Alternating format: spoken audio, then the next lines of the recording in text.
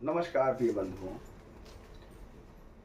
इससे पहले हम दीपावली के बारे में चर्चा कर ही चुके हैं विद्वानों के मतों से और सभी प्रकार से शास्त्रीय प्रमाण के अनुसार। आज हम जिस तीर्थ मुहूर्त के बारे में आपसे बात कर रहे हैं वह है धन त्रयोदशी। आज के दिन भगवान धन्वंतरी कलश को हाथ में लेकर के समुद्र से अवतरित हुए थे। उनके अवतरण दिवस को ही धन्वंतरी दिवस माना जाता है। इस दिन 3 देवताओं की पूजा होती है। भगवान धन्वंतरी जो कि चिकित्सा के उद्धाता हैं, जिन्होंने चिकित्सा और आयुर्वेद जिनसे प्रारंभ हुआ है। कुबेर धन के देवता हैं और भगवती महालक्ष्मी। यह कार्तिक कृष्ण पक्ष त्रयोदशी तारीख 29 अक्टूबर को पड़ रहा है। 29 अक्टूबर को द्वादशी में त्रयोदशी प्रातः 10:29 से प्रारंभ हो रही है और 30 तारीख को 1:28 तक त्रयोदशी दिल्ली में रहेगी। दिल्ली की गणना के अनुसार धन त्रयोदशी धन्वंतरी दिवस 29 तारीख को ही मनाया जाएगा।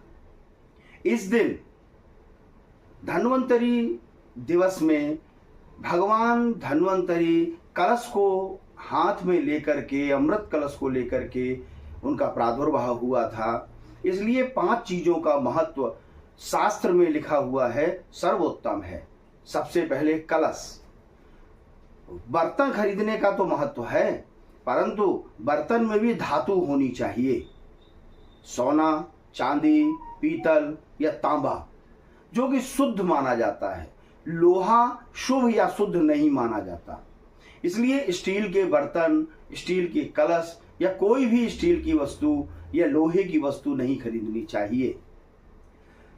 कलश को खरीदने से घर में मंगल कामनाएं जो व्यक्ति के मन में होती हैं उनकी पूर्ति होती है। दूसरी वस्तु है नमक। नमक को खरीदने से आज के दिन यानी धन्वंतरी के दिन, धन त्रयोदशी के दिन घर में सभी प्रकार के क्लेश का नाश होता है। धन त्रयोदशी के दिन तीसरी वस्तु है झाड़ू।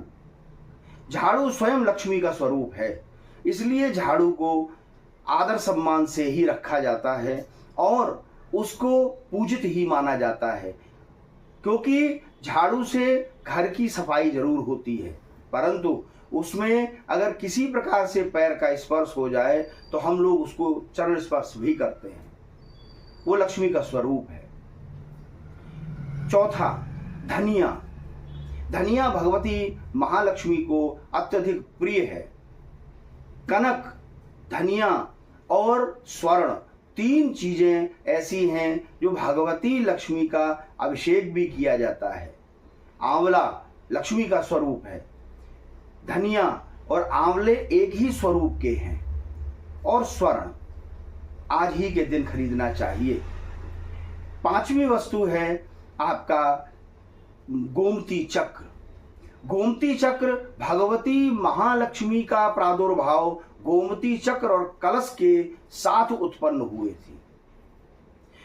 इसीलिए धन त्रयोदशी से 5 दिन का यह मंगल उत्सव प्रारंभ होता है। पहला धन्वंतरी दिवस, दूसरा यम चतुर्दशी जिसको नरक चतुर्दशी बोलते हैं, तीसरा दीपावली, चौथा गोवर्धन पूजा और 5वां हमारा यम द्वितीया जिसको भाई दूज भी बोलते हैं। हम आज चर्चा कर रहे हैं धन त्रयोदशी को। इन 5 वस्तुओं को घर पर लाना चाहिए, नहीं तो एक वस्तु तो घर में जरूर लानी चाहिए। स्वर्ण, रजत, ताम्र और पीतल, इन धातुओं को ही घर में लाना चाहिए, जिससे कि सुख, समृद्धि और ऐश्वर्य की भी प्राप्ति हो। जो नवीन जीवन को प्रवेश कर रहे हैं उनके लिए इस वर्ष रजत सर्वोत्तम है। नक्षत्र के अनुसार भी रजत को लाना इस समय सर्वोत्तम है। जिनके यहाँ कन्या का प्रवेश हुआ है, कन्या का प्रादुर्भाव हुआ है, उनके लिए ताम्र बर्तन लाना सर्वोत्तम है। पुत्र जहां पर प्राप्त हुए हैं स्वर्ण या पीतल।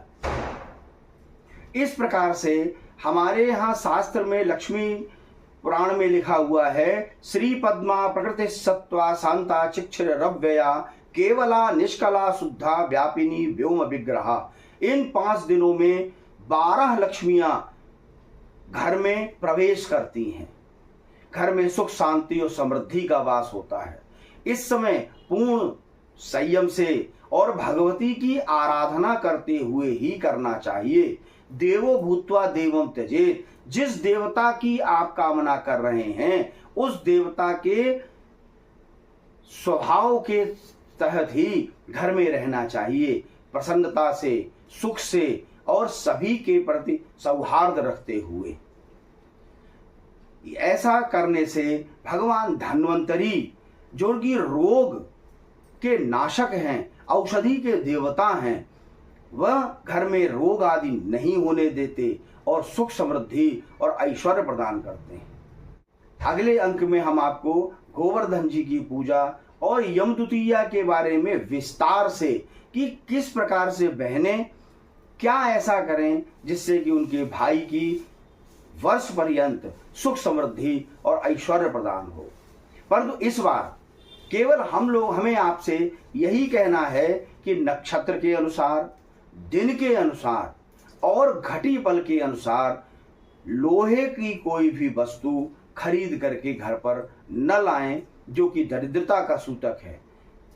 भले पीतल का, तांबे का कोई भी छोटा सा कलश लाएं और घर में स्थापित करें, या इन 5 वस्तुओं में कलश, नमक, झाड़ू, गोमती चक्र और धनिया, इन 5 वस्तुओं में 29 तारीख कार्तिक कृष्ण पक्ष त्रयोदशी के दिन अवश्य लाएं।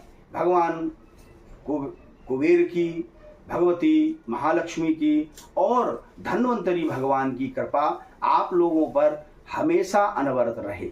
इसी कामना से अगले अंक में हम आपको भाई दूज और यम द्वितीया के बारे में विस्तार से चर्चा करेंगे। नमस्कार।